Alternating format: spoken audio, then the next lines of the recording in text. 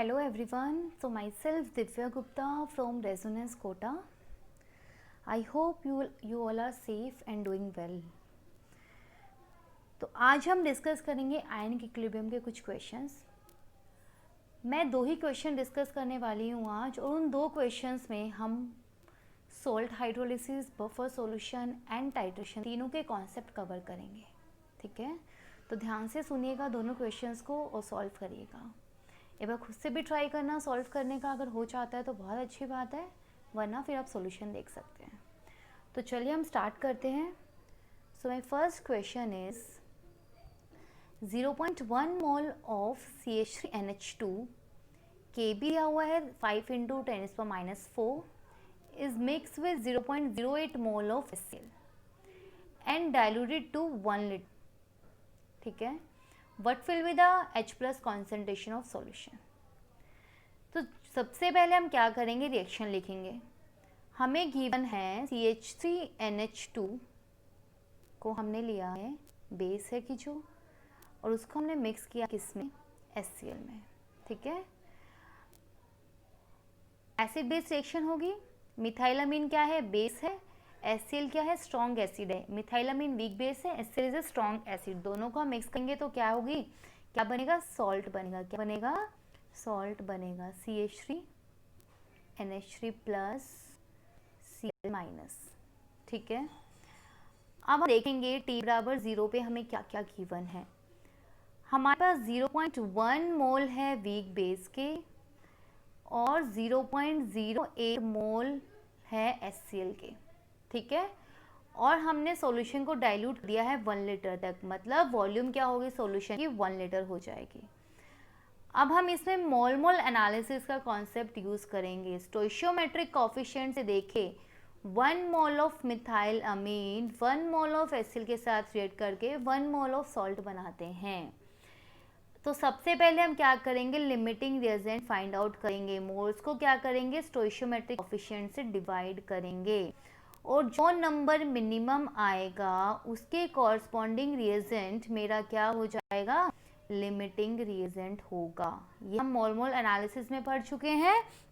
तो इसका मतलब हम बोल सकते हैं कि जो HCl है वो लिमिटिंग रिएजेंट है, और हमें पता है जो लिमिटिंग रिएजेंट होता है वो कुछ टाइम के बाद कंप्लीटली कंज्यूम्ड हो जाता है। हम बोल सकते हैं T बराबर T कोई एट एनी टाइम HCl पूरा कंज्यूम हो जाएगा। अगर HCl के 0.08 मोल खत्म होंगे तो CH3NH2 के भी कितने मोल खत्म होंगे, 0.08। इनिशियली कितने मोल थे, 0.1। अगर 0.08 खत्म हो जाएंगे तो CH3H2 के कितने मोल बचेंगे, 0.02। एसिड के 1 मोल रिएक्ट होते हैं तो सॉल्ट के कितने मोल बनते हैं, 1 मोल बनते हैं। अगर एसिड के 0.08 मोल रिएक्ट होंगे तो सॉल्ट के कितने मोल बनेंगे, 0.08 मोल बनेंगे। ठीक है, यहाँ तक क्लियर है। तो अब मेरे पास सॉल्यूशन में आ गया, फाइनली मेरे पास क्या क्या बचा, वीक बेस बचा जिसके 0.02 मोल है, और वीक बेस का स्ट्रॉन्ग एसिड के साथ सॉल्ट बचा है जिसके 0.08 मोल्स हैं। वॉल्यूम कितनी है, 1 लीटर है, तो इसका मतलब जो मोल्स होंगे उसी को मैं क्या बोल सकती हूँ, कॉन्सेंट्रेशन बोल सकती हूँ। मोल है 1 लीटर, क्या होगा भाई, कॉन्सेंट्रेशन ही होती है ना, वॉल्यूम। ठीक है, अब तो मेरे पास कॉन्सेंट्रेशन आ गई है वीक बेस की, और वीक बेस का स्ट्रॉन्ग एसिड के साथ जो सॉल्ट है उसकी भी कॉन्सेंट्रेशन मेरे पास आ गई है। तब मुझे बताओ कौन सा केस है, पीएच कैसे फाइंड आउट करेंगे, सोचो। तो फाइनली मेरे पास सॉल्यूशन में वीक बेस प्रेजेंट है और वीक बेस का स्ट्रॉन्ग एसिड के साथ सॉल्ट प्रेजेंट है, और इन दोनों के मिक्सचर को हम क्या कहते हैं, बेसिक बफर कहते हैं। क्या कहते हैं, बेसिक बफर कहते हैं।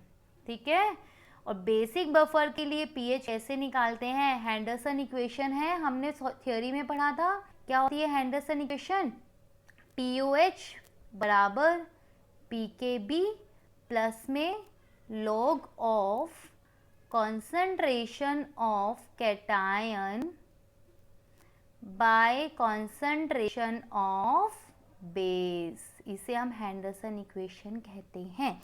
मेरे पास कैटायन की कॉन्सेंट्रेशन है, मेरे पास बेस की कॉन्सेंट्रेशन है, और क्वेश्चन में के भी गिवन है, पी के भी निकाल सकती हूँ, बिल्कुल निकाल सकती हूँ। तो फिर यहाँ से हम क्या फाइंड आउट कर लेंगे, POH फाइंड आउट कर लेंगे। क्या फाइंड आउट कर लेंगे, पीओएच फाइंड आउट कर लेंगे। लेकिन लेकिन लेकिन एक बात है जो मैं आपको बताना चाहती हूँ, ये इक्वेशन कब वैलिड होती है? जब अल्फ़ा की वैल्यू 0.1 से कम होती है। ये हमने थियोरी में पढ़ा हुआ है। लेकिन मुझे कैसे पता कि इस क्वेश्चन में अल्फ़ा की वैल्यू 0.1 से कम है या नहीं है? अप्रॉक्सीमेट वैल्यू की हम बात करते हैं तो हमें पता है कि बेसिक बफर के लिए जो अल्फ़ा होता है वो किसके बराबर होता है? KB/C2 के बराबर होता है। KB तो गिवन है हमें, C2 यहाँ पर क्या होता है? कैटायन की कॉन्सेंट्रेशन होती है। किसकी कॉन्सेंट्रेशन होती है? कैटायन की कॉन्सेंट्रेशन होती है। तो मेरे पास C2 भी है, KB भी है, तो यहाँ से मैं अल्फ़ा निकाल सकती हूँ। तो हम देखेंगे कि जो यहाँ से अल्फ़ा आएगा वो 0.1 से कम ही आएगा। इसका मतलब मैं डायरेक्ट हैंडरसन इक्वेशन को यूज़ कर सकती हूँ। ठीक है, तो इसका मतलब अब तो ईजी हो गया क्वेश्चन को सॉल्व करना। अब आप बोलिए कि मैम अगर अल्फ़ा 0.1 से कम नहीं आया तो हम क्या करेंगे? तो हम कुछ नहीं करेंगे, तो हम क्या करेंगे? रिएक्शन जो हमें गिवन है, जैसे हमने थियोरी में रिएक्शन के साथ डील किया था प्रॉपरली, उसकी तरह रिएक्शन को डील करेंगे। वहाँ से हमारे पास एक क्वाड्रेटिक इक्वेशन बनेगी, सॉल्व करेंगे और वहाँ से H+ की कॉन्सेंट्रेशन निकालेंगे। तो वो बहुत लेंदी कैलकुलेशन हो जाती है। Generally most of the time ऐसा होता है कि एग्जाम में इतनी लेंदी कैलकुलेशन के क्वेश्चंस नहीं आते हैं। मोस्टली क्वेश्चंस में आपको ऐसा ही मिलेगा कि जो अल्फ़ा होगा वो 0.1 से कम ही होगा। ठीक है, तो आप डायरेक्ट फॉर्मूला अप्लाई कर सकते हैं। क्लियर है? तो अब यहाँ से हम पीओएच निकाल लेंगे। अब इतना तो आप जानते ही हैं, अगर पीओएच आ गया तो पीएच कैसे निकालेंगे? 14 माइनस POH। पीएच आ गया तो H+ की कॉन्सेंट्रेशन आप निकाल सकते हैं। क्लियर है? ओके, तो इसमें बेसिकली हमने बात की है बफर सॉल्यूशन की, और ये कौन सा बफर था? बेसिक बफर था। वीक बेस और वीक बेस का स्ट्रॉन्ग एसिड के साथ सॉल्ट है। आपको एक हैंडरसन इक्वेशन याद होनी चाहिए और दूसरा आपको पता होना चाहिए कि बेसिक बफर के लिए अल्फा की वैल्यू, अप्रॉक्सीमेट वैल्यू हम कैसे निकालते हैं। ठीक है, तो सबसे पहले तो हम यही चेक करेंगे, अगर 0.1 से कम आता है तो ही मैं डायरेक्ट इक्वेशन को यूज़ कर सकती हूँ। अदरवाइज हम क्या करेंगे? क्वाड्रेटिक इक्वेशन सॉल्व करेंगे, वहाँ से अल्फा की वैल्यू निकालेंगे, देन H+ की कॉन्सेंट्रेशन निकालेंगे। ओके, चलिए नेक्स्ट क्वेश्चन पे आते हैं। वेट, हाँ, 100 ml of 0.02 molar benzoic acid pK is 4.2 is titrated using 0.02 molar acid लिया है और उसके साथ में हमने लिया है NaOH। ठीक है, एसिड बेस रिएक्शन होगी, क्या मिलेगा हमें? सॉल्ट प्लस में वाटर, C6H5COO Na प्लस में H2O। ठीक है, अब T=0 पे अगर मैं देखती हूँ, मेरे पास बेंजोइक एसिड की कॉन्सेंट्रेशन कितनी गिवन है क्वेश्चन में? 0.02 मोलर। वॉल्यूम कितनी गिवन है? 100 ml। सिमिलरली NaOH की कॉन्सेंट्रेशन कितनी गिवन है? 0.02 मोलर और वॉल्यूम 2 है। हम फर्स्ट केस लेंगे 50 ml का, सेकेंड है 100 ml। वॉल्यूम कितनी है? 50 ml। ठीक है, अब मोलैरिटी इंटू वॉल्यूम क्या होता है? मोल्स होता है, तो हम क्या करेंगे? दोनों को मल्टीप्लाई कर देंगे, तो मेरे पास मोल्स आ जाएंगे यहाँ पे इसके 2 मिलीमोल। मिलीमोल क्यों है? क्योंकि वॉल्यूम ml में है। ऐसे ही यहाँ पर NaOH के भी कितने मोल आ जाएंगे? 1 मिलीमोल आ जाएंगे।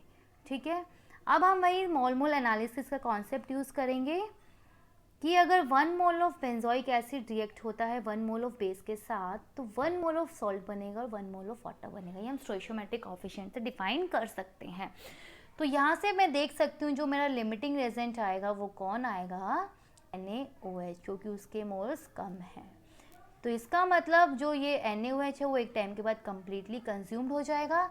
अगर NaOH के 1 मिलीमोल ख़त्म होंगे तो एसिड के भी 1 मिलीमोल ख़त्म होंगे, तो एसिड के कितने मिलीमोल बच जाएंगे? फाइनली 1 मिलीमोल बच जाएंगे।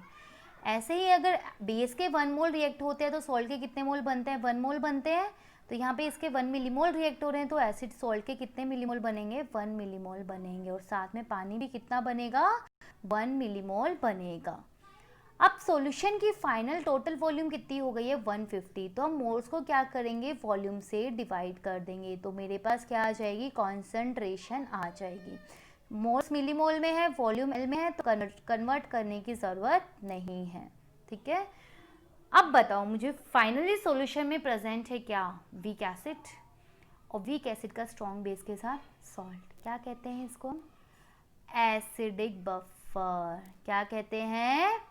Acidic buffer. और अब तो अब कर ही लेंगे, हमें अब आता है एसिडिक बफर की पीएच निकालना। कैसे निकालते हैं? हैंडरसन इक्वेशन से। हैंडरसन इक्वेशन क्या होती है?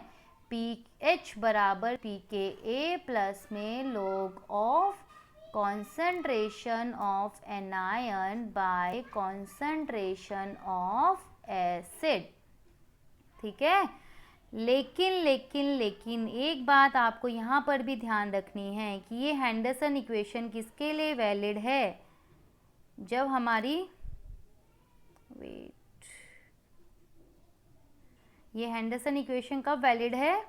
जब हमारी अल्फ़ा की वैल्यू क्या होगी? लेस देन 0.1 होगी। तो अब मुझे कैसे पता अल्फ़ा की वैल्यू लेस देन 0.1 है? अरे अभी तो हमने थोड़ी देर पहले पढ़ा था, बेसिक बफर के लिए अल्फ़ा क्या होता है?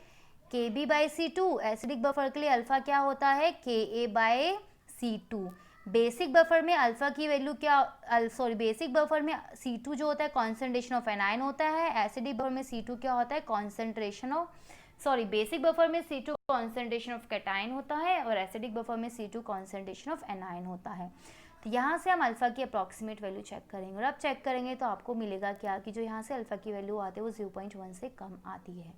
निकाल ही लेंगे। एनायन की कॉन्सेंट्रेशन आपके पास आ गई है 1/150 और Ka गिवन है क्वेश्चन में, pKa गिवन है, Ka हम निकाल लेंगे। तो यहाँ से अल्फ़ा की वैल्यू हम चेक कर लेंगे।